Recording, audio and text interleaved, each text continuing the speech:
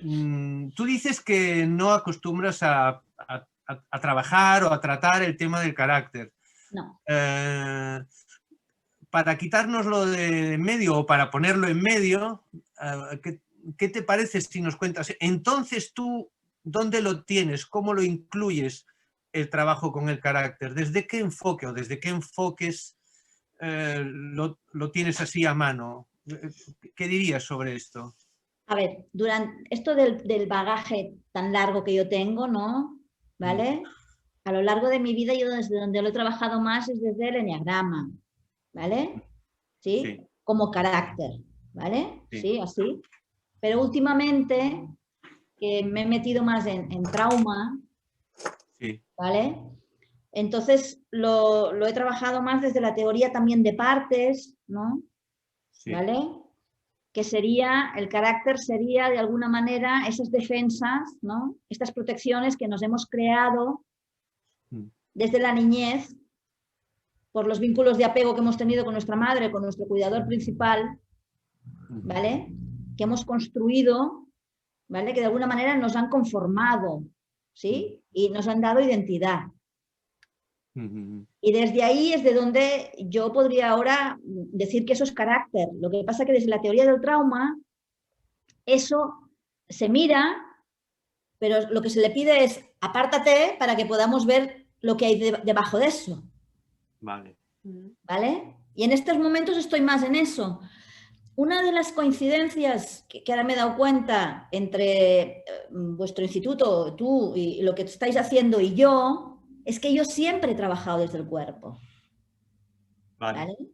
O sea, a mí el cuerpo me ha salvado la vida. Vale. ¿Sí? Lo que pasa es que yo nunca he hecho bioenergética. Creo que Vale. es lo único que no he hecho. De, todos los, de todas las corrientes corporales que he trabajado, ¿no? La bioenergética es la única que no he profundizado, ¿no? Pero para mí, el cuerpo, eso, a mí me ha salvado la vida, ¿no? En el sentido de que mi primer año de vida fue muy traumático físicamente, ¿vale? Me ahogué en el parto, a los 2 meses y medio, 3, mi madre decidió, porque el médico le dijo que tenía que comer con cuchara y me obligó, eso fue un trauma también terrible, pero a los 9 meses me deshidraté, me pusieron en coma, me sacaron hueso de detrás de las orejas y estuve 2 años con penicilina. Wow. Con lo cual, ahí yo me quedé totalmente colapsada. ¿Ya? Y toda mi vida fue desde el colapso. Ya. ¿Vale? ¿Sí? Entonces, un colapso del cual yo no tenía recuerdo, porque era nada más pura sensación. Porque es primer año de vida. ¿Sí? O sea, toda la psicoterapia que hice, nunca hablé de eso. Hasta que no entré en la terapia de trauma. Vale. ¿Vale? ¿Sí? Y entonces ahí empecé a tener conciencia de los flashbacks, o sea, los recuerdos somáticos que tenía y por eso el trabajo corporal me salvó la vida. Porque a los 20 años me empezaron a dar ataques de pánico, pero no sabía de dónde venían. No eran nada más que recuerdos somáticos de eso que había vivido. Entonces, gracias al trabajo corporal, pude limpiar todas esas sensaciones físicas horribles que tenía. ¿Vale? Y hasta que no me cae en mis manos el libro de Van der Kolk, Bessel van der Kolk, El cuerpo lleva la cuenta, no entiendo que estaba haciendo todo ese trabajo corporal para sanarme. Porque yo siempre decía, el trabajo corporal es para mí. Claro que era para mí. ¿Ya? Entonces ahí entro más en una terapia de trauma y desde la sensación física empiezo a verbalizar todos esos recuerdos del primer año de vida. ¿Ya? Entonces, mi trabajo corporal a lo largo de la vida ha sido un trabajo corporal que tendría mucho que ver con la expresión y sin demasiada estructura. ¿Vale? El Katsugen es lo que he hecho más, ¿vale? Y el Katsugen es una técnica que en realidad lo que hace es llegar a encontrar el movimiento espontáneo del cuerpo. Para mí el Katsugen es la Gestalt en movimiento. Sí. ¿Vale? ¿Sí? Entonces, ¿cómo me puedo llegar a autorregular? Y El Katsugen es el movimiento espontáneo que hacen los animales después de haber entrado en colapso cuando se traumatizan. ¿Vale? Con lo cual yo venía de un trauma muy grande y el Katsugen me permitía soltar todo eso y me permitió transitar todo eso. De alguna manera salir del trauma. ¿Sí? Vale. Y lo otro que he hecho es chakras, expresión, baile, que a través del baile, del movimiento, a mí me sacaba totalmente de mi colapso. Esa es la realidad. O sea, que lo has estudiado por experiencia y desde dentro. Exactamente, o sea... Paladear el efecto de... Exactamente. Por eso cuando llegó el libro de Barcelona del Alcohol fue como de repente me dio un mapa de todo lo que yo había estado haciendo en mi vida. Claro. Fue como una revelación, por eso lo traje a Barcelona hace 2 años. Porque es que fue como decir, ¡wow! Si eso es lo que yo estaba haciendo. Claro. Sí. Bueno, no sé si me he ido mucho, pero bueno, te he contado de dónde vengo. No, es interesante porque, claro, es como poder, habiendo visitado tantos modelos, poder, en fin, vivir en tu propia carne, teniendo la experiencia, el efecto real de lo que es un trabajo que está enfocado a eso, ¿no? Exactamente, exactamente. Claro. Y o sea, que sí que... la teoría polivagal, darme un mapa de cómo era eso, ¿no? ¿Ya? O sea, ¿cuento un poco la teoría polivagal? O... Sí, cuéntanos un poco. ¿Vale? Sí. La teoría polivagal dice que cuando tenemos un sistema nervioso autónomo del cual no somos conscientes, que está evaluando todo el rato fuera si hay peligro o no hay peligro, ¿vale? Y de eso no somos conscientes, pero está ahí, ¿vale? Entonces, cuando detecta que hay algún peligro, lo primero que hacemos es buscar el contacto visual con los demás. O sea, los mamíferos nos corregulamos a través del contacto con los demás, porque somos seres sociales, ¿no? Pero si el peligro persiste y esto no funciona, ¿vale? Se activa una segunda capa que es lucha-huida. Se pone en marcha el sistema simpático, ¿vale? Y segregamos adrenalina y estamos a punto para salir corriendo o para luchar, ¿vale? Y si la amenaza es más grande, ¿vale? Entonces se activa el colapso, que es el hacerse el muerto de los animales. Con la característica de que cuando entramos en colapso, una parte de nosotros, que es la mente, se disocia y se va. Se queda el cuerpo paralizado, pero nuestra mente se va a otro sitio porque no podemos resistir el estar en ese lugar en el que estamos, ¿no? Esta disociación, ¿vale? Se queda almacenada en forma de sensaciones físicas. Olores, sabores, recuerdos visuales, auditivos. Pero cuando entramos en esta cosa de colapso, no podemos construir una historia. Porque se desengancha el área de boca, ¿vale? ¿Sí? Del cerebro, vamos a decir así, ¿vale? Entonces, esa experiencia de colapso, cuando nos recuperamos, queda en forma de sensaciones físicas nada más. Y cuando la recuperamos, tenemos la sensación de que no sabemos si lo hemos vivido o no. Porque no podemos hacer un relato. Y como decía antes, ¿qué hacen los animales cuando entran, se hacen el muerto, ¿no? ¿Sí? Después se mueven con movimientos de Katsugen. Así, se sueltan, se sacuden para esa disociación poder volverla a integrar y recuperar otra vez esa parte. Pero nosotros como cultura no tenemos mecanismos para integrar la disociación. ¿Vale? ¿Qué hacemos culturalmente cuando nos hemos colapsado, cuando hay un trauma fuerte? Usamos drogas nosotros. ¿Vale? El médico receta ansiolíticos o alcohol o cualquier cosa que es una manera de tapar ese trauma que ha habido. Anestesiar. En otras culturas, ¿no?, orientales tienen el tai chi, el qigong, ¿vale? Que son maneras en las que eso se puede procesar. ¿Sí? ¿Vale? El trabajo terapéutico de acompañamiento tendría que ver con facilitar la expresión y ponerle letra, entonces. Exactamente. El trabajo terapéutico tendría que ver con poder conectar con esa parte disociada, ¿vale? Traerla al presente y que pueda expresar lo que no pudo expresar porque hubo el colapso, vamos a decirlo así. ¿Vale? ¿Sí? Integrar esa parte disociada dentro de la persona. Esa sería la idea. ¿Sí? Sí, sí. Esto a veces no es posible porque hay muchas defensas que no nos dejan traer eso que vivimos, esas sensaciones físicas. ¿Ya? Y el trabajo del terapeuta es a través de dar seguridad, porque solo podemos abrir esa disociación si estamos seguros, ¿vale? A través de dar seguridad que la persona pueda abrir esto.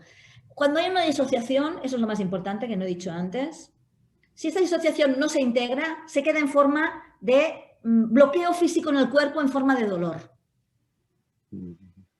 ¿Vale? El trabajo terapéutico consiste en conectar con ese dolor físico y dejar que emerja lo que está saliendo. ¿Vale? Lo que no pude expresar en ese momento. Lo que no pude verbalizar en ese momento. El terapeuta puede ser una herramienta diciendo sí, así fue, sí, aquí estoy, verbaliza, adelante, sigue y sigue. O podemos buscar otras herramientas de recuerdos que den seguridad, que nos permitan entrar al dolor. Ajá. ¿Vale? Ajá. Sí. Claro. Coger el punto allí donde se quedó colgado y recogerlo y traerme aquí, traerlo aquí al presente y dejar que ocurra lo que se colapsó. Vale.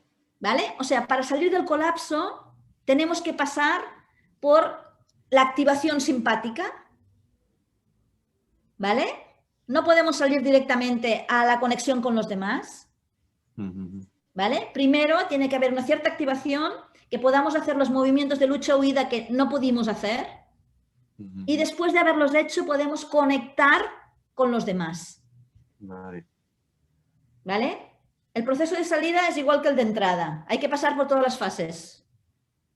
Vale. ¿Vale? Esto es lo que tú nombras como corregulación o lo que se nombra como corregulación. Sí. Recuperar la corregulación. Exactamente. Recuperar la corregulación es recuperar la capacidad que tenemos a través del sistema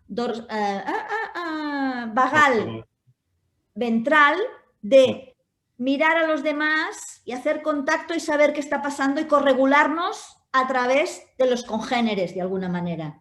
Porque los humanos nos regulamos emocionalmente a través del vínculo con los demás. ¿Vale? Esa es la corregulación. ¿Eh? Los bebés lo hacen con sus madres, ¿sí? Y ahí es donde se aprende ese mecanismo, si la mamá está disponible. ¿Vale?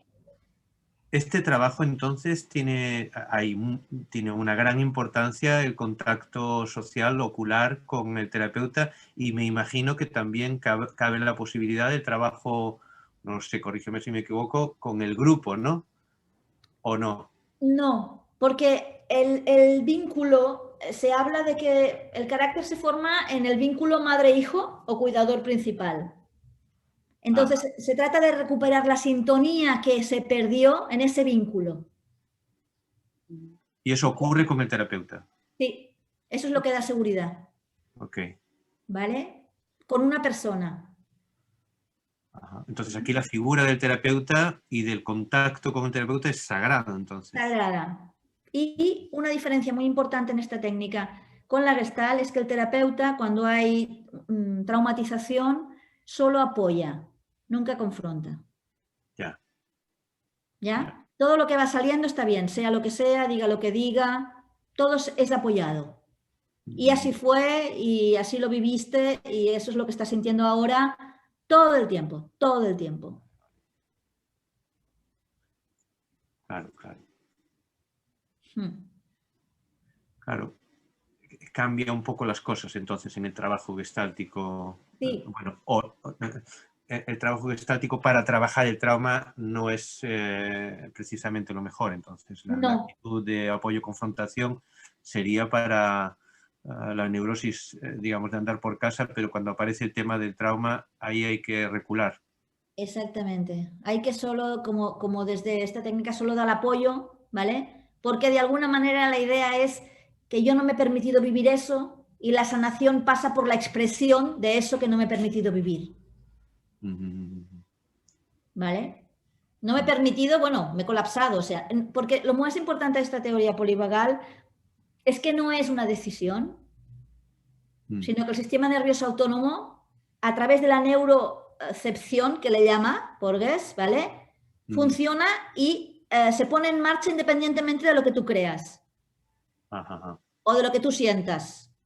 Y usa el material de los recuerdos que tú has tenido en tu vida de peligro y todo eso para ponerse en marcha. O sea, cuanto más trauma, más posibilidad de que estos mecanismos se pongan en marcha. Porque más recuerdos vas a tener de eso. Yeah. Entiendo que esto es preverbal y no hay aquí no actúan ni las creencias ni todavía lo que podría ser las emociones. Es un proceso eminentemente instintivo, orgánico, ¿no? Sí, exactamente, exactamente. La teoría diría que a través de este proceso instintivo orgánico del primer año de vida construyes las creencias. Ok, vale. ¿Vale? Vale, vale. ¿Sí? Que construirían el carácter. Claro. Pero están basadas en las experiencias de la relación de sintonía o no con el cuidador principal o con tu madre. Vale, esto abarca entonces también no solamente lo que ocurre después del nacimiento, sino que entraría en juego también todo lo que ocurre perinatal, todo el proceso de embarazo y ¿sí? También. Hay trauma preparto, ¿no? También, hay trauma preparto. También eso incluye todo esto también. Sí, sí, puede haber trauma preparto y hay cosas que tienen que ver. Hay trauma, eso, de preparto. Una teoría que trabajas, yo no sé mucho de eso, pero con el preparto también. Las cosas que pasaron ahí. Las emociones que la madre tuvo, lo que pasó, ¿vale? No solo eso, sino que la corriente que yo he estudiado habla de que se recuerdan traumas de nuestros antepasados. Wow. ¿Ya? Que también están fijados en... Están fijados en nuestros cuerpos también. ¿Vale? Es decir, que habría una herencia genética de eso. Sí. Ahora ya se sabe, hay un descubrimiento científico de que guardamos recuerdos de nuestros antepasados en una parte del cerebro. Ok. ¿Ya? Eso de alguna manera completa o de alguna manera se trenza con el trabajo con las constelaciones familiares, ¿no? Porque me imagino que ahí... Sería una manera del trabajo de las constelaciones familiares. Lo único que aquí no se hacen constelaciones, sino lo que se hace es que si tú sientes algo y sientes que es muy fuerte pero que no es tuyo, se admite decir, bueno, ¿y de quién es? Vale, pues ahora préstale el cuerpo a de quien sea para poder vivir la transformación emocional que se está necesitando. Vale, vale, vale. ¿Vale? Un ejemplo de esto, ¿pongo? Sí, sí, sí. ¿Sí? Durante la pandemia, a mí lo que más miedo me daba, ¿vale? Sí, era esto que pasaba de los policías de balcón. O sea, que los demás te podían acusar. Sí. ¿Vale? Y tuve un sueño en el que, como me ahogaba con un coche y venía mi abuelo a rescatarme, ¿vale? A través de la sensación que tenía en ese sueño, ¿vale? Sí. Llegué a que mi abuelo fue acusado durante la guerra y puesto en la cárcel por alguien que lo denunció. Estuve 4 días en Montjuic y después alguien lo salvó porque dijo que no había hecho nada. ¿Vale? Entonces, Mi pánico dentro de toda la pandemia era ese específicamente. ¿Se entiende? Sí, Porque sí. tenía el recuerdo ese de mi abuelo. Sí, sí. Y pude ir a la sensación y recuperar los 4 días que pasó en Montjuïc, que lo iban a fusilar. Sí, sí, sí. ¿Vale? Y se me fue el miedo de eso. Ajá. ¿Vale? El sueño te evoca y luego tú cómo lo haces para... Porque la sensación corporal que me evoca el sueño. Ah, vale, vale. A partir de la sensación corporal que yo tengo en el sueño. Okay. Y Y el te miedo, metes cuando ahí. pienso en el miedo este que tengo de que me vayan a denunciar, ¿dónde lo siento físicamente? Ajá. ¿Cómo se expresa corporalmente? Mm. Todo parte de la sensación corporal. Uh-huh. Así trabajas tú entonces. Sí, así trabajo yo. Ajá. Sí, sí. Tú en el instituto has elaborado un trabajo, una formación de corporal. Sí. ¿Eso cómo lo tienes en cuenta? ¿Cómo No. aplicas eso? ¿Cómo lo incluyes? La formación de corporal es anterior a que yo haya estos 4 últimos años. En esa formación de corporal lo que trabajo es básicamente la expresión. Ahora sí que tengo 2 o 3 talleres en los que trabajo esto. Ajá. ¿Vale? Más concretamente. Y lo que hago es dar muchos recursos para encontrar seguridad, ¿vale? ¿Sí? Corporales, Sí. de fantasías, o sea, de fantasías quiere decir momentos de mi vida en que he estado bien, ¿vale? Lugares del cuerpo en los que me siento segura y a partir de ahí entramos en el trauma. Porque la teoría dice que para no retraumatizarse cuando haces una inmersión en el trauma, necesitas introducir un elemento nuevo. El elemento nuevo es la seguridad que te da o el terapeuta, ¿vale? O algo físico o los recuerdos estos agradables. Okay. ¿Vale? Entonces sí que trabajo así y en individual tengo pocas, trabajo así también, muy claramente. ¿Sí? Okay. Diríamos que entonces todo lo que tiene que ver con las tipologías de carácter o tanto desde el enneagrama o como desde otros enfoques, esto en estos momentos para ti es algo que queda a un lado, ¿no? Queda a un lado, sí que lo uso, pero buscaría cuál es la correlación corporal cuando sienten una cosa concreta. Ah, vale. ¿Se entiende? Vale, vale. Por ejemplo, ¿no? Si en la tipología me dicen estoy sintiendo un vacío en la barriga, ¿vale? Yo entraría al vacío. Vale. O sea, te vas a la sensación. Exactamente. Me voy a la sensación. Vale. ¿Sí? Claro, estaba pensando, esto para ti es como de última generación, es como tu fichaje, o sea, no solo no has parado de estudiar, sino que en estos últimos años de repente le das un vuelco a todo lo que sabes, incluyendo todo esto, ¿no? Sí. Y eso es de los últimos 3 años. Ya, ¿Ya? fíjate. Y llego ahí a través de mi proceso personal de hacer mucha terapia de trauma, Ajá. ¿ya? Ya, Y ver que de alguna manera me sana totalmente y llega a lugares a los que antes nunca había llegado, ¿no? ya. ¿Sí? Y entonces decido ver cómo se construye todo eso. Claro, claro. ¿Qué teorías hay detrás, no? Claro. ¿Ya? El trabajo que tú tienes con este último libro, donde enfocas, o sea, no solamente te pones con la sexualidad de la mujer, sino que entras en la parte traumática de los abusos y tal, me imagino que este trabajo lo importas al acompañamiento también a la mujer, ¿no? Sí, Lo nombro porque siendo la semana esta tan significativa, me imagino que algo ya habrás comentado sobre este particular, ¿no? Bueno, sí. En el trabajo con los abusos, ¿vale? Dentro de la familia, que eso era muy importante para mí, escribir un libro de los abusos sexuales en el seno de la familia, que es de los que no se habla y son los más mayoritarios, ¿vale? Cuando lo escribí porque tenía muchas clientas que me hablaban de eso y nadie hablaba de eso. Y cuando empecé ya había hecho toda la teoría de trauma y pude introducir, ¿vale?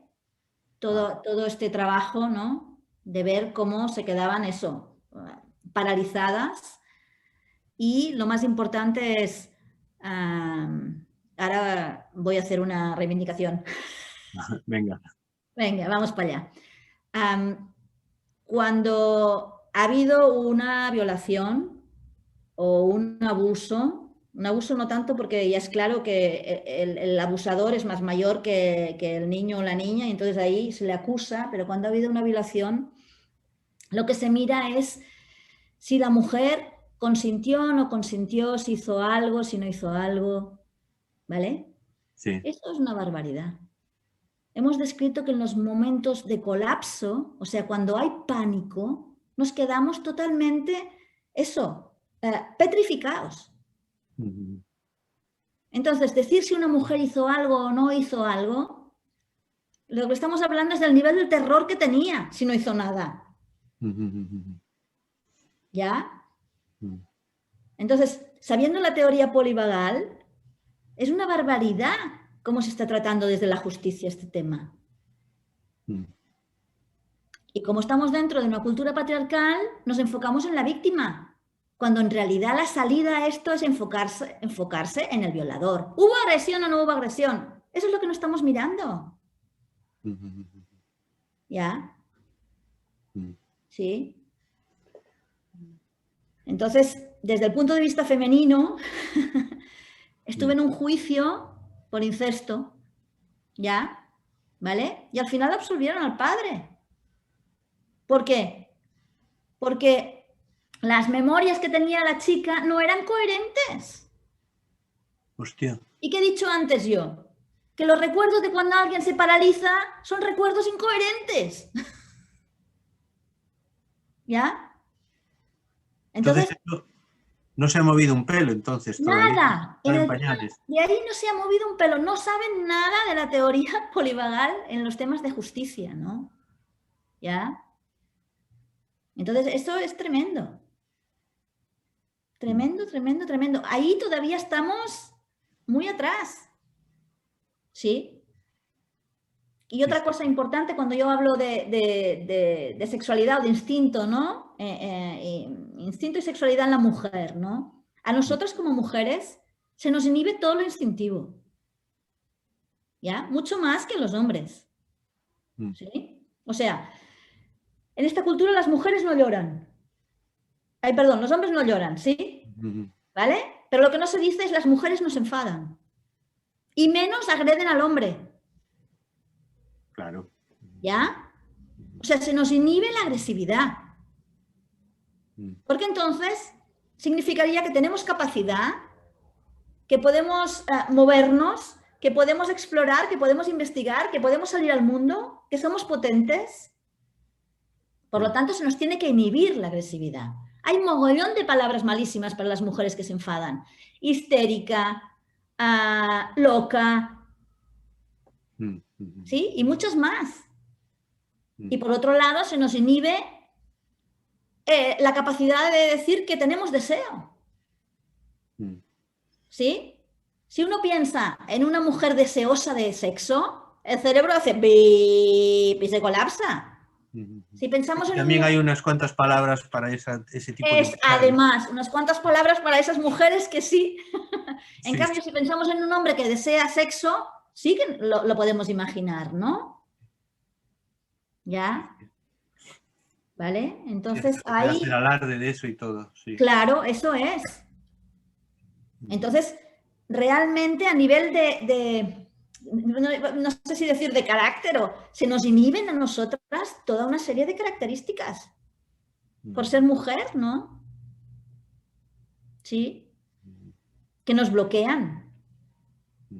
y no nos permiten expresar una parte nuestra. En realidad, mi trabajo de sexualidad femenina nada más consiste en dar permiso.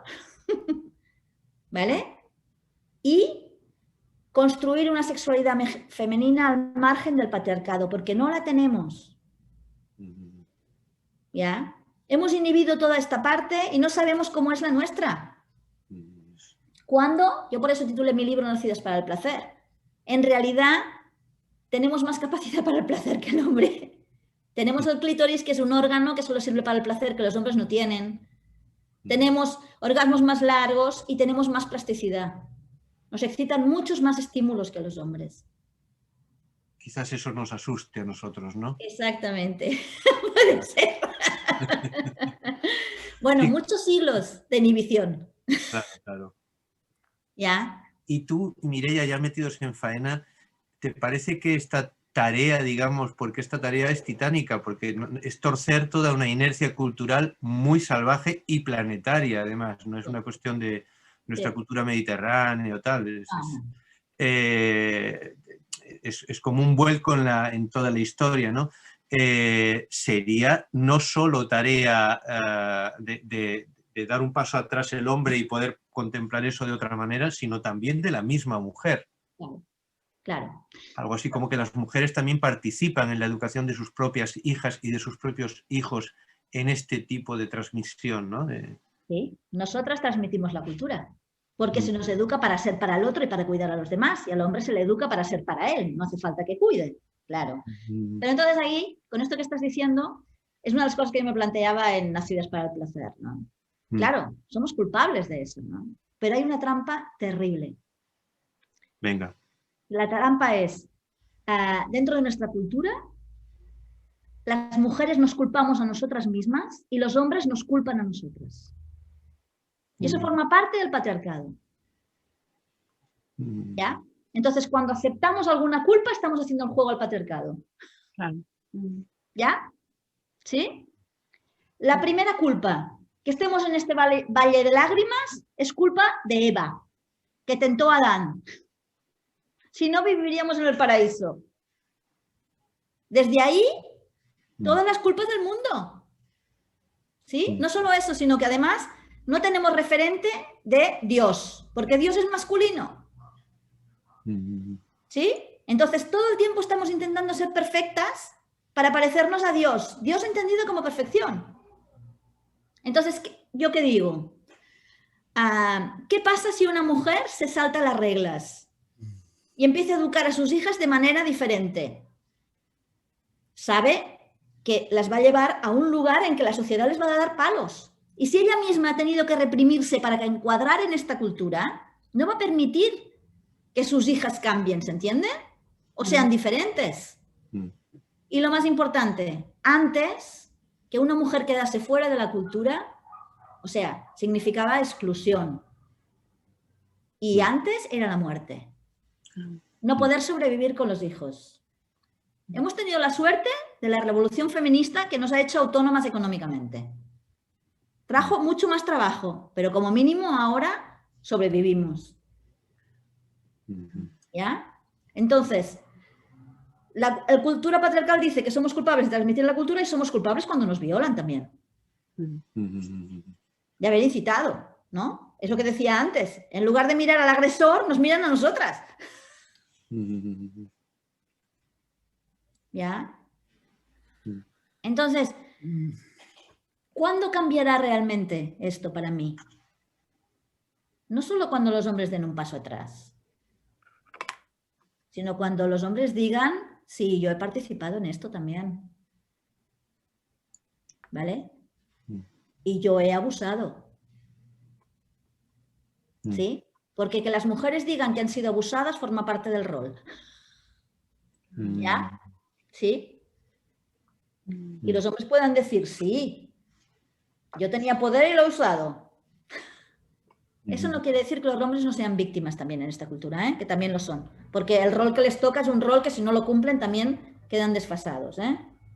¿Vale? Y también hay unas cuantas palabrejas para los hombres que tienen la feminidad o su aspecto femenino o su aspecto tolerante un poco a flor de piel, Claro. Enseguida hay un descarte también ahí. Es como si la trama cultural es muy blindada, ¿no? Muy blindada. Muy Como si blindada.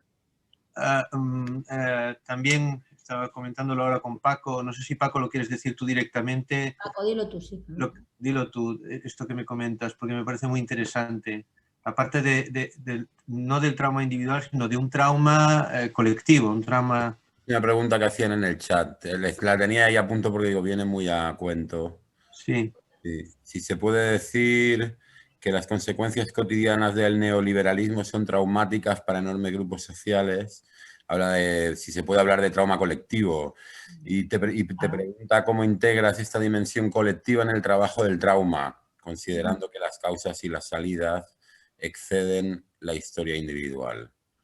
Como que venía bien a cuento, sí, del impacto, ¿no? Es verdad, hay un trauma colectivo, yo creo que sí, y la peor parte se la llevan las mujeres, ¿vale? En el sentido de que lo que no se cuenta es toda la violencia que han usado los hombres para que las mujeres estén en un lugar más hacia abajo. Y eso es un trauma, ¿vale? Se ha naturalizado la violencia en nuestra cultura. Hasta hace muy poco el cabeza de familia tenía derecho de usar los elementos que quisiese con sus hijos y con su esposa. Y eran la violencia. ¿Sí? Entonces sí, hay un trauma colectivo. Yo normalmente lo doy por supuesto que está y lo trabajo más de cómo ha afectado a cada una. Más desde lo individual, pero no pierdo de vista de que es colectivo. ¿Ya? Y que afecta especialmente a las mujeres y a los niños también. Es así. Yo estaba sintiendo que lo haces cuando le pones palabra, ¿no? Hay una cosa que haces al nombrar el asunto, que entiendo que escucharlo desde un lugar de relación contigo terapéutica ya hay una parte que es atendida, ¿no? En el poder escuchar, sí, esto sucede y esto no es justo o no. Exactamente, y es así. Y es así, y es así. Sí. Hice un trabajo el otro día, medio corporal, en Gestalt sobre el ciclo de la experiencia, ¿vale? Y buscaba dónde se quedaban estancados cada uno de los alumnos, ¿vale? Había pocos hombres, pero la mayoría de las mujeres en la retroflexión, que significa la agresividad contra una misma. Esto es cultural. ¿Ya? Hay una parte que eso es cultural. No podemos expresar la rabia, pues, contra nosotras. Yo lo trabajaré individualmente diciendo, sí, es así. ¿Ya? Es un aprendizaje que llevamos de siglos como mujeres, de hacer eso. ¿Sí? ¿Cómo es en tu caso? ¿Dónde está en tu cuerpo? Algo así como que la transformación colectiva vendría de la transformación múltiple de muchos individuos, como que eso transforma, el colectivo se transforma en base a individualidades que cambian esa manera de vivirlo, ¿no? Sí. Y yo creo que no solo con eso, sino hay un libro precioso de Steve Taylor, La caída, que explica cómo se creó el patriarcado, ¿sí? Sí, lo conozco. Y lo principal que dice fue un cambio climático. Donde los humanos ya no estaban en el paraíso, tuvieron que espabilarse para sobrevivir y empezaron a dominar otros pueblos y acumular, ¿vale? Sí. Y también dice, el cambio vendrá cuando haya otro cambio climático. Y lo escribió hace 10 años y ya lo tenemos aquí. ¿Ya? Esto se excede del tema del carácter y el cuerpo, ¿no? Pero yo creo que el cambio está aquí porque hay una cosa que ha cambiado, muy importante, y como la vida es lo más importante y la vida se abre, se abre paso, quieras o no, que las mujeres puedan tener hijos solas, eso lo cambia todo. Seguro que van a cambiar todas las relaciones. ¿En qué sentido, Mireia? Porque pueden inseminarse. No necesitan. ¿Se entiende? No. Sí. Ahora, si yo quiero, puedo tener un hijo. Y eso me da un poder porque transmito la vida, yo sola. Eso da un poder tremendo. La vida se abre paso sin nadie más, vamos a decirlo así. ¿Vale? Yo tengo mis dudas, entonces, en este sentido, porque precisamente en mi maternidad doble, para mí es esencial la presencia de él. Sí, no digo que no sea esencial o importante. No, lo digo en el sentido de que yo personalmente, madre de 2 hijos sola, no creo que me empoderase mucho eso. No te Por eso empodera. quizá no te entiendo. No, a ver. Sería como más global. La energía de la vida se abre paso a través tuyo solo. Eso sería. Pero eso siempre ha sido así, ¿no? No siempre ha sido así. ¿En qué sentido, entonces? Que si resulta que tenías un hijo, si no tenías marido, eras excluida. Ahora ya no. ¿Vale? Eso no quiere decir lo duro que sea y todo eso. Pero hay un reconocimiento social de ti. O sea, puedes estar integrada teniendo hijos sola. Eso sería. ¿Vale? ¿Sí? Aunque sea durísimo, claro que sí. ¿Sí? Porque lo más importante es eso, cómo se transmite la vida. Cómo la vida se abre paso. Bueno, es una teoría posible. ¿Me permitís ¿Vale?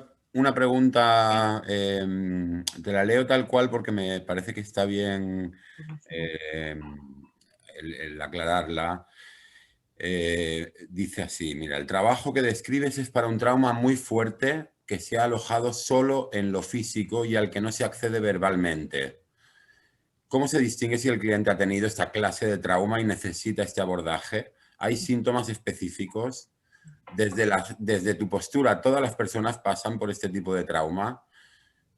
Esta es la pregunta. Vale, no. Interesante de clarificar, ¿no? Porque... yo he contado mi caso, ¿vale? Pero puede haber un trauma que sea simplemente un trauma del tipo de vínculo que establecimos con nuestros padres.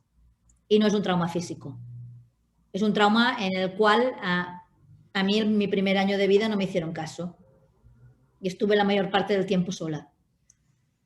¿Sí? Desde ahí eso se puede procesar a través de la sensación física igual. ¿Vale? Y eso sí que sería un trauma que tiene que ver con el carácter que yo me construí, porque de ahí construí una serie de creencias. Y tengo una serie de sensaciones físicas que vienen de esto de que me han dejado sola. ¿Vale? O sea que se trabaja con cualquier tipo de neurosis, vamos a decirlo así. Lo que sí que al ser una teoría de trauma, normalmente trabaja más con traumas, aunque no sean físicos. Puede ser la muerte de un padre, puede ser cosas que hayan pasado, ¿vale? Que sean duras de vivir. También. ¿Vale? O los abusos sexuales, por ejemplo, que pueden no ser ni dolorosos. Eso también sería un trauma. ¿Sí? ¿Vale? ¿Cómo definirías el trauma entonces, Mireia, tú? Así Para mí el trauma es cuando yo he entrado en colapso y me he disociado. Eso sería un trauma. El tercer nivel, ¿no? El tercer nivel, Si llega al tercer nivel, exactamente. ahí hay trauma. Ahí hay trauma. Tanto si es una situación cotidiana como si es algo fuerte. Exactamente, porque... Es independiente de lo que suceda afuera, porque si el sujeto está más frágil, me imagino que puede llegar ahí. Exactamente. O sea, pueden haber sucesos traumáticos que para otra persona no lo sean. ¿Ya? Dependerá del bagaje de recuerdos que tenga, que su sistema nervioso autónomo decida que eso es de vida o muerte. ¿Vale? Entonces lo traumático es totalmente, lo que gatilla el trauma es totalmente personal. ¿Sí? Perdona, tú, Julie, querías comentar algo también. Sí, me estaba viniendo que a lo mejor un poco ya has respuesto ahora, Mireia, que Sí. me interesaba un poco el tema de la clínica. ¿Cómo podemos distinguir en la clínica cuando es un trauma que está ligado directamente al vínculo del cuidador-cuidadora a un trauma que es ya un trauma de accidentes de la vida cotidiana? Quiere decir que no es lo mismo un trauma a los 3 primeros meses de vida o 4 meses de vida que tener un trauma a los 18 años. Claro. ¿Hay algún síntoma o signo que en clínica se pueda diferenciar? ¿En qué dónde puede...? Sí. Normalmente los traumas del primer año de vida, Sí, la persona físicamente está en colapso. sí. O sea, está paralizado y asustado. Ujú. ¿Vale? ¿Sí? Ahí es donde lo podríamos ligar con la teoría del carácter. Ahí voy. Un poco porque esa disociación que ocurre en el vínculo, o sea, esa disociación propia que ocurre por falta de vínculo, un vínculo no adecuado, ahí crearía un carácter. Exactamente. Ahí crearía un carácter. Y de ahí crearía unos mecanismos de defensa determinados para después seguir viviendo de forma normal. Exactamente. Adaptada. Adaptada, exactamente. Exactamente. ¿Vale? Entonces, simplemente el hecho del vínculo con la madre, Sí. ¿vale? Ya crearía seguro un carácter. Y Claro. si además ha pasado algo físico, traumático fuerte, eso se aumentaría. Claro. ¿Vale? ¿Sí? Sí.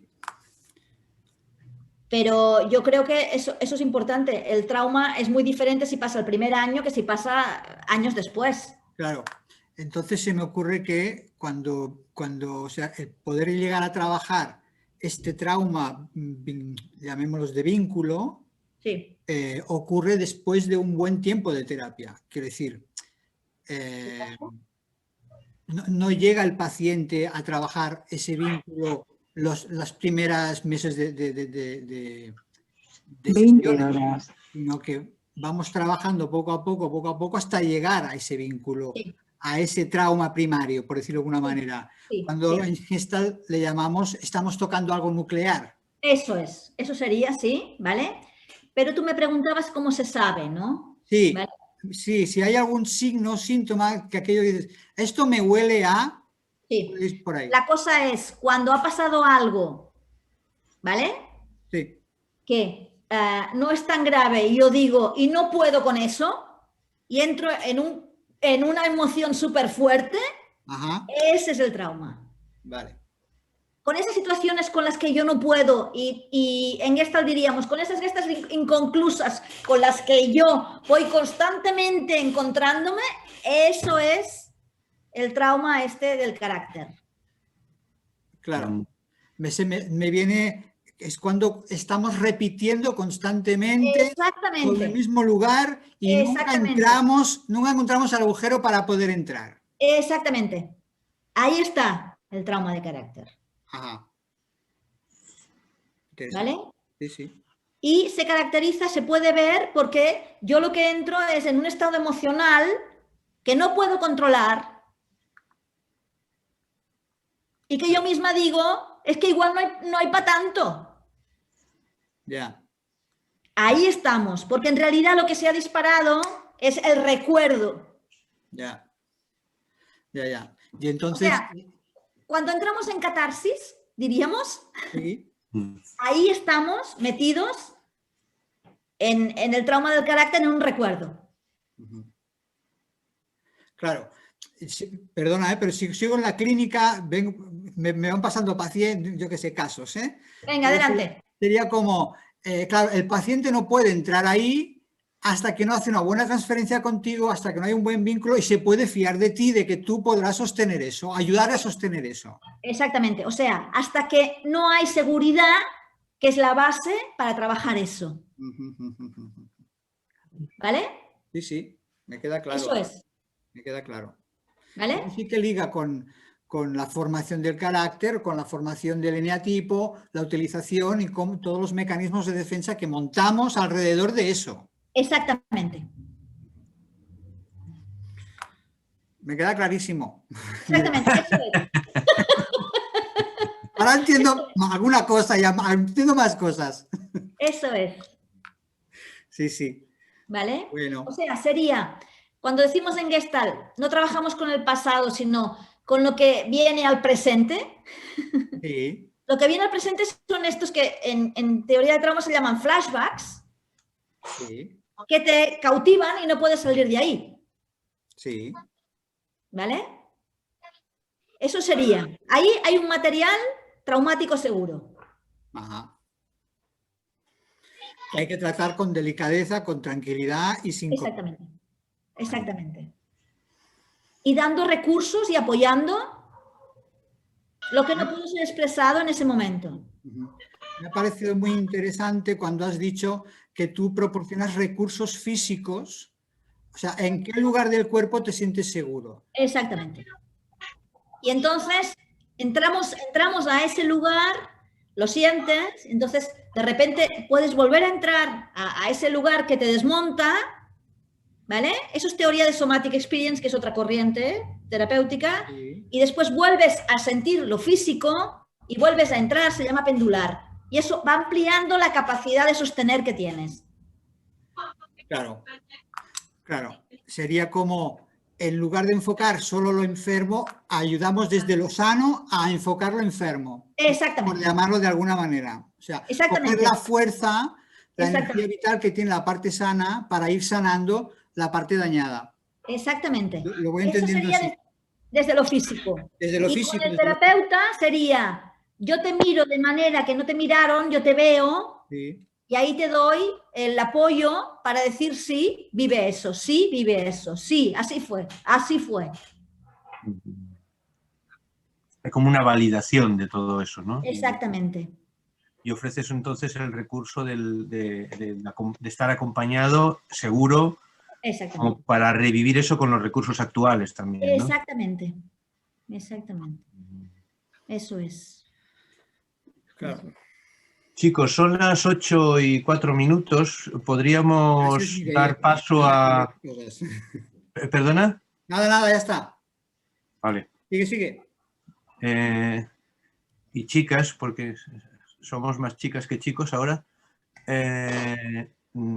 podemos abrir micro y entonces que cada cual pueda formular la pregunta que en estos momentos también se le haga más presente, que tenga más a flor de piel, aprovechando que tenemos un ratito todavía.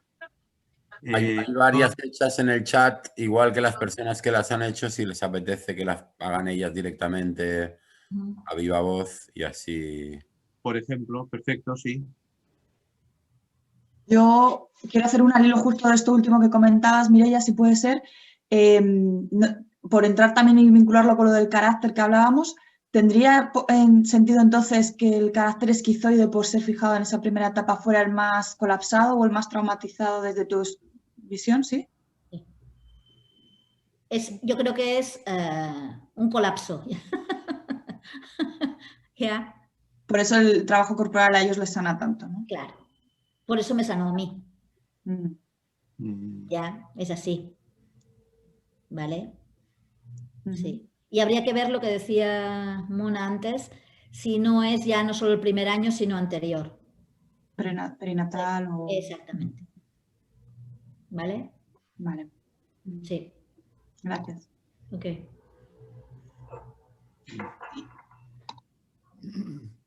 Tenía otra pregunta al principio, que tiro así del hilo ya seguido, cuando comentabas que utilizas para precisamente también trabajar un trauma de un ancestro, no haces como constelación, pero ¿qué sería entonces más bien? ¿Un movimiento sistémico o algo más parecido a psicodrama?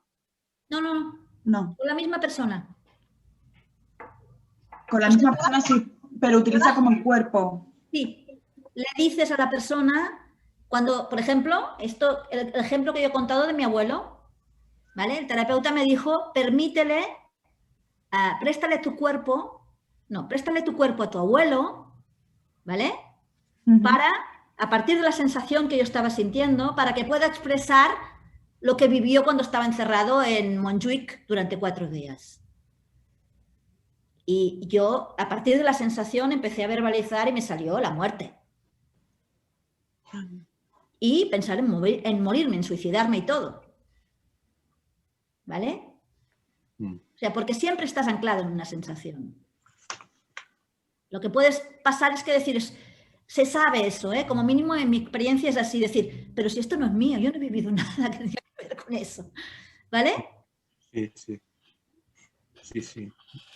Vale, gracias. Ah, otra cosa, para que sean traumas heredados, tienen que ser experiencias de vida o muerte. Estos Eso son los sí que que hay quedan. constelaciones. Que sí, eso, ¿vale? O sea, traumas realmente muy fuertes. ¿Eh?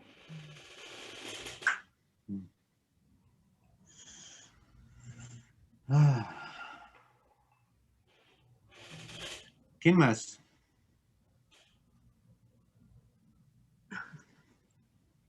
Venga, aprovechad. Mireia, cuando hablabas de tu experiencia en el trabajo... Sandra, Paco. ¿Digas? Sandra parece que iba a preguntar algo, ¿puede ser? Perdona. Sí, es que le había comentado a Paco por el chat porque, bueno, estoy en el metro y quizá se escucha mucho ruido de fondo, pero bueno, lo puedo intentar. Si no se escucha, bueno, si Paco puede leer la pregunta por mí. Sí, por supuesto. Mi pregunta sería que, bueno, yo, por ejemplo, personalmente soy una persona que me cuesta bastante dejar sentir las sensaciones corporales y entonces quería preguntarle a Mireia cómo consiguió trabajar a través del cuerpo para sanar los traumas que fue descubriendo que tenía. Vale. La idea es que si cuesta sentir sensaciones corporales, lo primero sería trabajar con lo que sí que sientes. Aunque no sean sensaciones corporales, ¿cómo te sientes? ¿Se entiende? Seguro que hay algo, ¿eh? Seguro que hay algo. Y entonces yo trabajaría más con las defensas. ¿Vale? Vale. Esa parte que no te está dejando sentir, ¿cómo es? ¿Dónde está? ¿Sí? Sí. Lo trataría como cualquier otra cosa. A ver, yo qué sé. No sé, dime una sensación que tengas ahora. Ya sé que en el metro es un poco agobiado, pero... Por ejemplo, cuando iba a la consulta, el terapeuta siempre me comentaba que me notaba tensa o que como que no dejaba o que no desconectaba del cuerpo, que no escuchaba lo que el cuerpo me estaba diciendo, ¿sabes? Como que enseguida voy muy a la mente, a las ideas, ¿sabes? A los pensamientos. Vale. y lo disocio del cuerpo, sí. No sé. Vale, pero tu terapeuta te decía que estabas muy tensa, ¿no? ¿Tú lo puedes sentir eso en el cuerpo? Claro, cuando me lo decía, hacía como el ejercicio de, vale, voy a notar dónde noto la presión y normalmente pues me notaba la espalda cargada, ¿sabes? Pues eso, pues a partir de la espalda cargada. ¿Ya?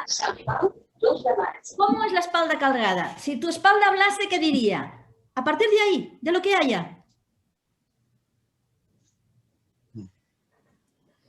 ¿Sí? Sí. Es desde ahí. Y no hay nada que esté mal. Todo lo que te salga estará bien y todo lo que se salga se va a integrar. Esa es la manera de trabajar. Vale. ¿Vale? Ok. ¿Qué más? Muchas gracias. Con gusto. Decías, Mireia, antes, me daba no sé si lo he entendido bien, que habías tenido como una experiencia tú doble en tu proceso terapéutico, una con tu trabajo, digamos, inicial y otra cuando te has metido propiamente en el trauma, ¿no? Y que has podido ir a visitar como ese trauma original que es, entiendo, aquella primera experiencia que cuentas, ¿no? De un bebé, pues que es tratado de esta manera y que reacciona, pues, ¿no? Y que luego viene, pues, todo lo demás, ¿no? Entiendo algo así. Mi pregunta es, claro, nosotros desde la bioenergética entendemos que ese es como el núcleo del carácter, justamente, ¿no? Digo, un carácter 5, ¿no? Está describiendo el momento traumático en el que se origina, ¿no? Como que lo que trabajamos es justamente con eso, ¿no? Me daba la sensación de que en el trabajo que propones es, como estás trabajando con la sensación, quitamos toda la paja y me quedo con el núcleo realmente doloroso, ¿no? Esto es la sensación que tengo. Quito los adornos del carácter, de la personalidad, de si hace esto, lo otro, y me quedo con lo que realmente fue traumático para mí, que con eso trabajan, ¿no? Entiendo lo que es eso, ¿eh? Eso es. Y para eso pongo toda una serie de seguridades que me ayuden a poder entrar ahí. ¿Ya? Eso es. ¿Sí? Y lo otro es, para salir de ahí, expreso y muevo lo que no pudo ser movido. Y a la vez digo, y lo que estás sintiendo está bien, sea lo que sea. ¿Qué es lo que no pudo ser expresado? Así es, sí. Y otra cosa, yo soy un 5, por tanto soy esquizoide, ¿vale? Y mi experiencia es que todo eso era preverbal y yo no había entrado porque es que no tenía ni idea, ¿vale? Cuando antes me preguntabais cómo se puede saber si hay trauma o no, yo, por ejemplo, tuve 5 años de ataques de pánico. Eso, cuando alguien tiene ataques de pánico, es que es trauma.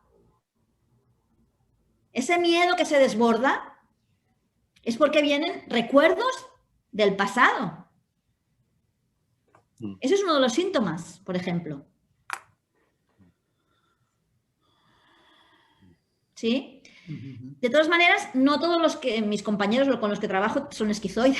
Entonces, ¿se entiende? Quiere decir que a mí me pasó así, pero a otras personas que tienen otros caracteres, ¿vale? También les pasaron otras cosas y también se procesan, ¿eh? ¿Vale? Yo he hablado más de mi experiencia porque es la que más conozco. ¿Vale? Mire, tengo una pregunta de Verónica que dice, si se entiende el carácter como constitutivo del individuo, ¿en qué condiciones consideras que las personas están bien con el carácter que tienen? Bueno, eso es un poco complicado de entender, ¿eh? Si se entiende el carácter... No sé si está Verónica por aquí, lo podría explicar ella, lo podría hacer la pregunta directa. Verónica, ¿estás por ahí? Bueno, no está. Sí. Sí, es que me estoy conectando el audífono. Vale, mejor la haces tú directamente. Tiene que ver con en qué momento se distingue que la persona está en una situación en que necesita un trabajo terapéutico, que necesita procesar un trauma, y en qué momento se dice, bueno, ya, está bien, continúa con tu vida, porque desde la visión del carácter del eneagrama, si decimos que el esquizoide, por ejemplo, el 5, o si decimos el 5 es esquizoide, ya hay una mirada patologizante, digamos. Entonces, es como, yo he visto bastante que el trabajo sobre uno mismo está a veces muy entendido como algo que siempre se puede encontrar algo que arreglar, algo que trabajar, cuando las personas dejan de ser dependientes, por ejemplo, de las terapeutas, que es una mirada como un poco contrapuesta, cuando la persona va en la vida nomás con los problemas, y también considerando esta pregunta anterior, que tiene que ver con que no todos los problemas, o quizás incluso la mayoría de los problemas que tiene la gente, tiene más que ver con un nivel colectivo, con un nivel social, cosas que no están en la historia personal ni en las manos de alguien de arreglar, o sea, la gente que no tiene trabajo, o las mujeres solteras con hijos que no tienen cómo mantenerlos, en fin. Esa es la pregunta. Bueno, son dos preguntas, ¿no? La primera, yo creo que el trabajo se acaba cuando uno quiere. ¿Sí? Y también el trabajo se acaba cuando uno siente que puede manejarse con la vida. Yo creo que eso es lo más importante. Si uno se maneja con la vida y puede con la vida y con su manera de ser, no tiene por qué ir a hacer ni psicoterapia. Para mí es así. Y se acaba cuando uno quiere. Para mí también es así. Yo conozco mucha gente que no va a psicoterapia y que vive. ¿Sí? Yo tengo claro que a mí me gusta profundizar, pero eso tengo claro que es algo mío también. ¿Sí? Porque es verdad, siempre podemos encontrar cosas, claro que sí. Esa es la primera, ¿vale? La segunda, yo creo que hay una parte, es verdad, social, ¿vale? ¿Sí? Que esa no se arregla con psicoterapia, sino que se arregla con tener las condiciones para poder vivir bien. ¿Ya? Sí, así es. Y eso no se arregla con psicoterapia. ¿Sí? Y en este momento seguramente habrá que arreglar más cosas que tengan que ver con el poder sobrevivir que no con la psicoterapia. Las dos cosas a la vez, pero vamos hacia un lugar en el que las personas tienen menos recursos. Eso es claro para mí también. ¿Ya? ¿Sí? Verónica, lo que pasa es que no te veo. Y estoy hablando aquí a un hombre. ¿Ya? Ahora, Verónica. ¿Te veo o no? Ahora se te ve. Ahora se te ve, Verónica. Bueno, entonces eso es, ¿no? Para mí, sí que es verdad que estar en paz con uno mismo y con todas las partes de una interna es algo que da bienestar. Y yo creo que si la psicoterapia puede ayudar a eso, bienvenida es. ¿Vale? Y yo creo que la psicoterapia ayuda a eso. Como mínimo para mí. O sea, el nivel de satisfacción que yo tengo de mí conmigo misma y de cómo yo me relaciono con el exterior no tiene nada que ver de hace 10 años ahora.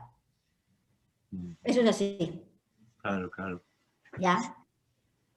Y otra cosa. Es verdad que hay una cosa cultural ahí fuerte y que nos marca a todos, pero en cada uno de nosotros tiene una forma diferente. Adquiere un matiz, que ese es el que hay que trabajar. Que a partir de ese matiz yo construí mi carácter, mi manera de ser, mi manera de ver el mundo. Yo lo trabajaría desde ahí. ¿Vale? Sin perder de vista lo cultural y lo social.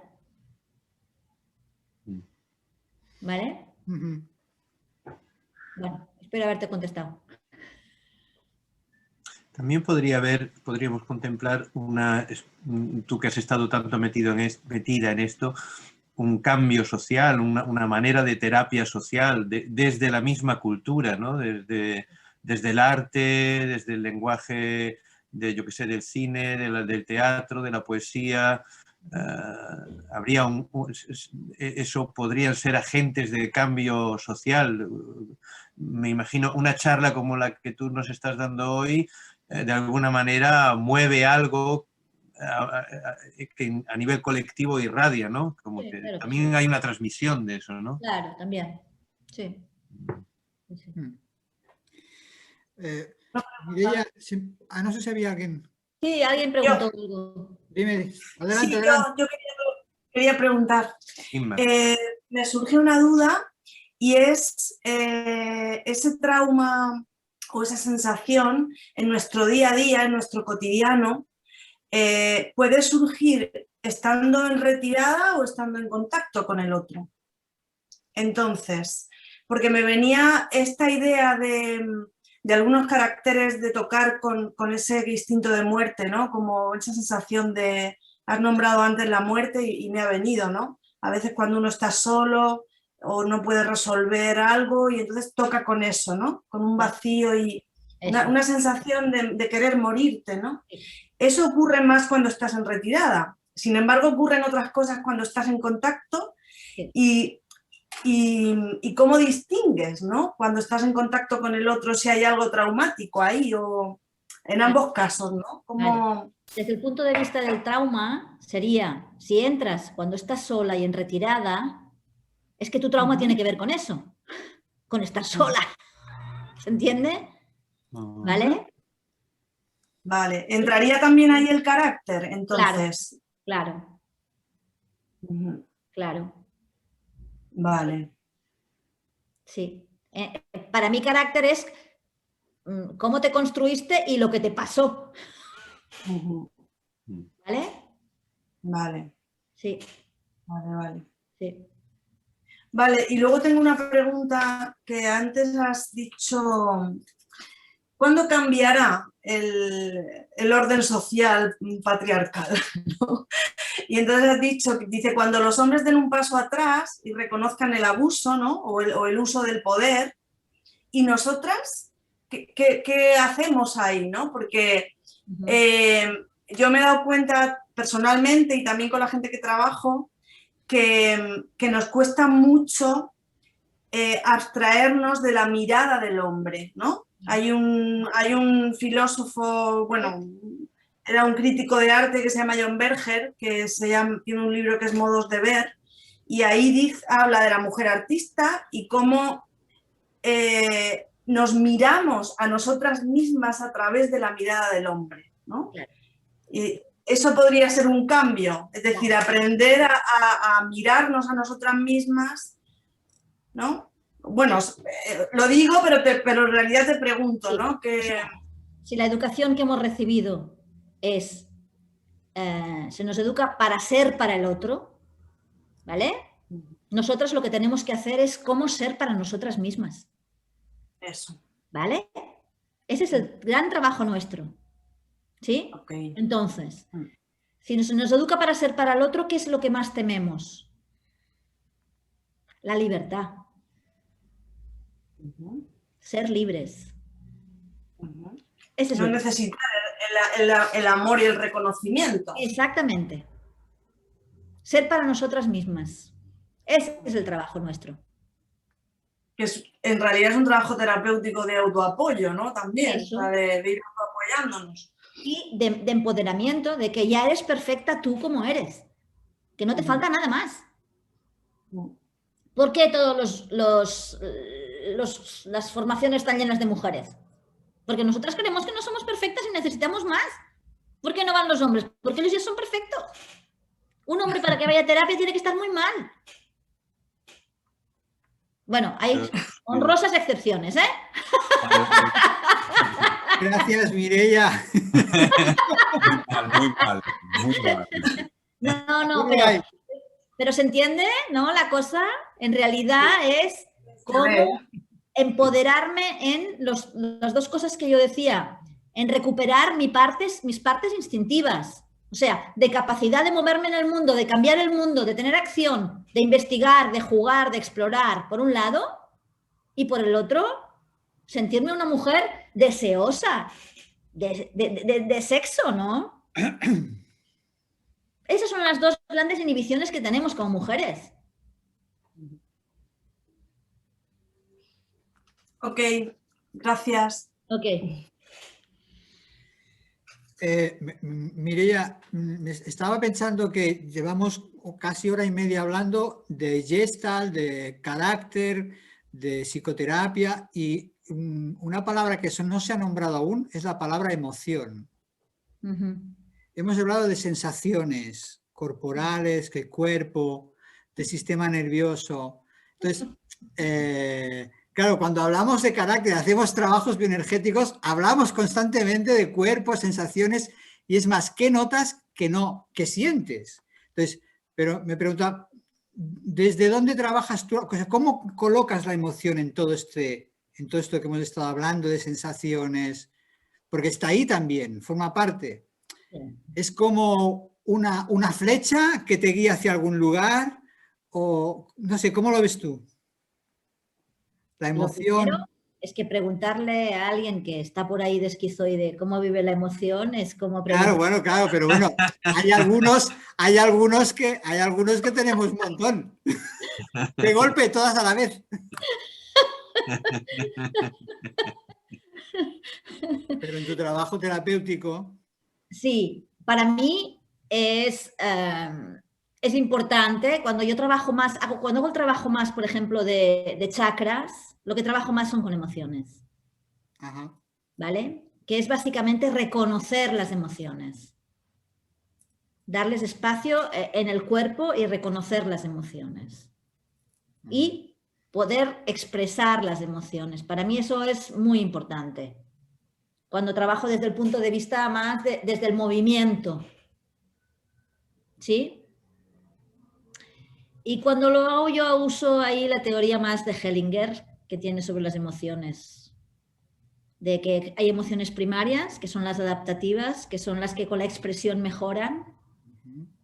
Hay emociones secundarias, que son las que yo me quedo pegada y que vivo como recuerdos y que serían en realidad las emociones del carácter. ¿Vale? Hay emociones de base, que son heredadas. ¿Vale? Esas que decíamos, transgeneracionales. Y hay emociones que son emociones cumbres, eso que hablaba yo de paz, tranquilidad, ¿vale? Y esas las usaría como recurso para poder trabajar lo otro, ¿no? Ajá. ¿Vale? Entonces, desde ese esquema, yo trabajo las emociones, ¿no? Para mí, yo creo que cuando he aprendido trauma, ellos no nombran emociones, yo sí que las pongo. ¿Qué estás sintiendo? ¿Cuál es la emoción ahí? Pero lo que yo he aprendido no es, hablan más de sensaciones, ¿sí? Como estábamos diciendo ahora. Pero para mí sí que son importantes poder nombrarlas también, ¿no? No solo eso, sino en mi trabajo yo digo que cada emoción tiene una expresión que le permite autorregularse. Entonces, ¿no? Como es cuando tienes miedo tiembla, cuando estás triste llora, ¿no? ¿Lo cortas esto o no lo cortas? ¿Cómo es? Eso sería, ¿no? Para mí, ese sería el trabajo. Vale. ¿Ya? Sí. Sí, porque yo personalmente también he tenido a veces la sensación de que se le da demasiado espacio a la emoción y poco espacio a otras cosas. Y ¿no? Ahí a veces el trabajo terapéutico, psicoterapéutico se queda enganchado en eso y es como no deja entrar en otra capa. Esa es la sensación que yo tengo. Bueno, exactamente, sí. Pero rico ese ensamblaje de la expresión vinculada a cada emoción como una forma de transitarla, ¿no? Sí. El poder llorar la tristeza o el poder gritar la rabia o el poder... Y temblar el miedo. Temblar el miedo. Claro, temblar el miedo, ¿no? Que eso sería, ¿no? El colapso, salgo mediante la expresión y el movimiento, ¿no? Claro. ¿Ya? Temblar el miedo, es súper importante temblar el miedo, se transita el miedo, ¿no? Y ya pregunta a Verónica sobre la combinación de tu trabajo, del trabajo que propones hoy, con el tema de la medicación, con personas que están medicadas. A mí me venía antes una pregunta que se sale un poco del tema del carácter, que es el tema de las estructuras, ¿no? Con personas psicóticas o personas muy frágiles, si eso en el trauma se tiene en cuenta, ¿no? ¿Cómo, no? Ahora que ella nombraba lo de la medicación, enlazaba una cosa con la otra. ¿No? Vale, a ver, lo primero, se habla de que las personas tienen que estar reguladas dentro de la ventana de tolerancia, ¿vale? Pueden estar hipoactivadas o hiperactivadas. Y no se puede hacer un trabajo de trauma si no están dentro de la ventana de tolerancia. Eso para empezar. La ventana de tolerancia se llega con recursos, ¿vale? Dándole recursos a la persona para que pueda estabilizarse. Si no, no se puede hacer trabajo. Eso es muy importante. ¿Vale? Entonces, kit de recursos para que estabilizar a la persona. ¿Sí? Recursos corporales, recursos de fantasía, recursos de enseñarle a llamar a las personas, recursos de llamar al terapeuta, todo eso, para que entre dentro de la ventana de tolerancia. Si no, no se puede trabajar. Esa sería la primera. ¿Vale? Sí. Y con medicación, Yo no tengo experiencia, mucha. Últimamente no trabajo con personas, desde que estoy trabajando desde este enfoque con personas con medicación. Pero bueno, la medicación lo que hace es que las personas sientan menos, más que nada. Esa es mi experiencia. ¿Sí? Entonces costará más entrar seguramente. Pero primero había que estabilizarla a la persona. ¿Ya? Y estabilizarla se entiende como que duerma, coma. Sí, lo También, básico. ¿eh? Y que lo que tiene, entiendo, desestabilizado con la medicación, pues se puede estabilizar, ¿no? Me imagino que primero se pueda estabilizar el organismo sin necesidad del fármaco y luego... Eso sería lo primero, sí. Yo, por ejemplo, cuando tengo clientes que están bastante determinados, yo los mando a hacer algún tipo de trabajo corporal. Que puedan sentir el cuerpo, trabajo corporal que sea energético, puedan sentir el cuerpo, que se puedan sentir seguros, recuperar la seguridad corporal. ¿Ya? Eso es muy importante.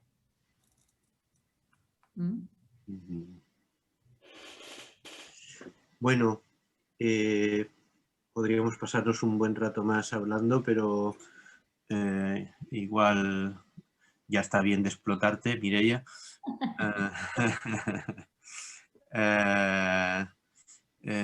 Bueno, a mí yo me siento muy encantado de escucharte y te he visto conectada todo el rato. No, aquello que me habías anunciado, que nos habías anunciado al principio, yo no lo he visto por ningún lado. Bueno, cuando me pongo... No, al principio cuando he contado la teoría polivagal y todo eso me he ido en algún momento, pero bueno, ya está. Pero sí. Yo te he visto agradablemente cortante, es decir, Vale. que interacción creo que ha habido. Bien. Entonces, no sé, me parece que es buen momento de terminar. Agradecemos también vuestra participación, vuestra asistencia y vuestras preguntas. Ha sido una conversación interesante, para mí apasionante, porque es un tema también que estos últimos años está entrando en mi vida, más por Ana, mi pareja, que no por mí. Pero me parece apasionante y que de alguna manera completa mucho el trabajo que nosotros hacemos, ¿no? Desde el trabajo integrativo, ya no solo gestáltico, ¿no? Entonces, bueno, creo que podemos terminar aquí. No sé si quieres comentar algo para finalizar tú, Mireia. Nada, un gusto. Yo bien, he estado muy bien. Para mí está bien así. Espero que haya hablado bastante de carácter y ya está. Has hablado bastante de carácter y a mí me han quedado algunas incógnitas. Me voy a leer tus libros sobre lo femenino porque creo que tengo que arreglar algunas cosillas. A mí me chivan aquí mis micromachismos y tal y veo que va más allá del micromachismo, como que hay un macromachismo en el que me siento insertado y que, en fin, mucha tela que cortar todavía. Y creo que es trabajo de todos, no de unas o de otros, sino como algo que tenemos que poder regalarnos mutuamente esto, ¿no? Pero bueno, muchísimas gracias, Mireia, muchísimas gracias. Una gozada lo que nos has contado y responder a las preguntas, pues cojonudo. No sé, Juli, Paco, ¿queréis comentar algo? Gracias. Jo, moltes gràcies a tothom i a tu, Mireia, especialment també. Molt agradable i molt... A mi, jo he après alguna cosa, O sigui, gràcies. I a través del xat tothom també està dient moltes gràcies a tots. Muy bien. Bueno, pues nada, buenas noches a todos y hasta la próxima. Adiós. Que vaya muy bien. Vale.